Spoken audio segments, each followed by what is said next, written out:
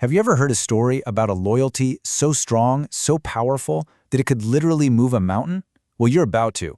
We're diving into one of the most incredible tales from the epic Ramayana, a story of impossible odds, unbelievable power, and pure devotion.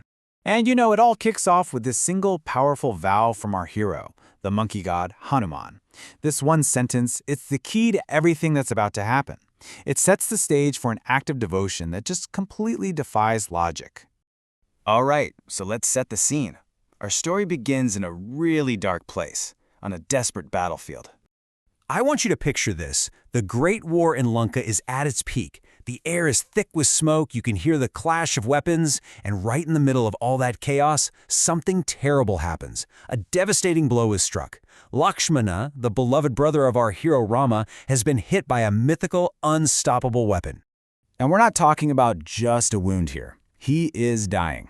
He's lying there, pale, breathless. His life is just slipping away. You can imagine Rama, filled with grief, calling out his brother's name with no response. This situation is absolutely hopeless. But then, there's one tiny glimmer of hope. The army's physician says there's only one thing that can save him, a legendary herb called Sanjivani. It's this mythical plant that's said to bring people back from the brink of death. But of course, there's a huge catch. It only grows on one specific mountain, thousands of miles away. And this is where the mission goes from difficult to flat-out impossible.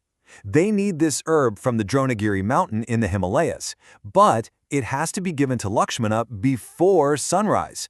Lanka is thousands of miles away. It's a journey that should take weeks, and they only have a few hours. So with a task like that, who could possibly step up? Well, that brings us to our next chapter, a vow that stretches across 1,000 miles. Just when all hope seems totally lost, one figure steps forward. It's Hanuman, the son of the wind god. He looks at the grieving Rama, and with this incredible determination in his eyes, he makes his promise. He will do it. He will take on this impossible mission. And this isn't just about loyalty, it's an act of pure bhakti, a selfless devotion that expects nothing in return. And what happens next is just pure epic. Hanuman doesn't just start running. He transforms. He expands his body, growing to the size of a massive tower. And then, with one earth-shattering leap, he launches himself into the night sky, streaking across the heavens like a golden meteor. His only thought? Get to the Himalayas, now. Okay, so he's conquered the impossible distance, right? Problem solved? Nope, not even close. A whole new, and maybe even trickier challenge is waiting for him. This is the dazzling dilemma. He makes it. Against all odds, he lands on Dronagiri mountain. But what he finds is both breathtaking and completely bewildering. The entire mountain is covered in thousands of magical, shimmering herbs, all glowing in the dark. It's like a living galaxy of plants. The one he needs is completely lost in this sea of light. So I want you to put yourself in his shoes for a second. The sun is about to rise. The clock is ticking. How in the world do you find the one tiny glimmer of hope you're looking for when you're surrounded by 10,000 other dazzling lights? What do? Well, his answer to that question is what makes this story absolutely legendary. This is the moment of the audacious, mountain-sized solution. I mean, can you feel the pressure? He's facing two terrible options. If he guesses and picks the wrong herb, Lakshmana dies. If he takes the time to search properly, he'll run out of time and Lakshmana dies. It's a classic no-win situation. Logic can't solve this. But Hanuman does something brilliant. He refuses to play the game. He doesn't choose option A or option B. In this moment of intense pressure, he doesn't rely on his mind. He relies on his heart. He shouts, "Jai Shri Ram, victory to Rama," and channels all of his power and devotion into one incredible act. His solution? If you can't find the needle in the haystack, you take the whole haystack. He doesn't pick an herb. He decides to take the entire mountain. He grows even larger, bigger than the peak itself, digs his hands into its base, and with a roar, he uproots the whole thing.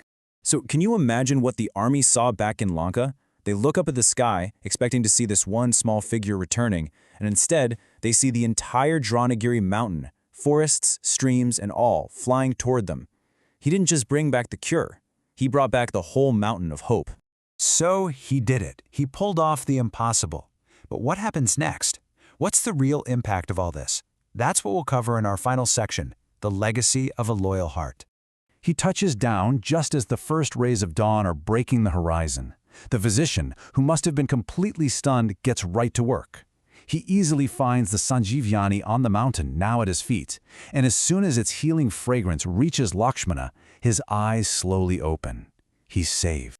And Rama's reaction, it just says everything. He embraces Hanuman with tears in his eyes and tells him, "Hanuman, I am eternally in your debt.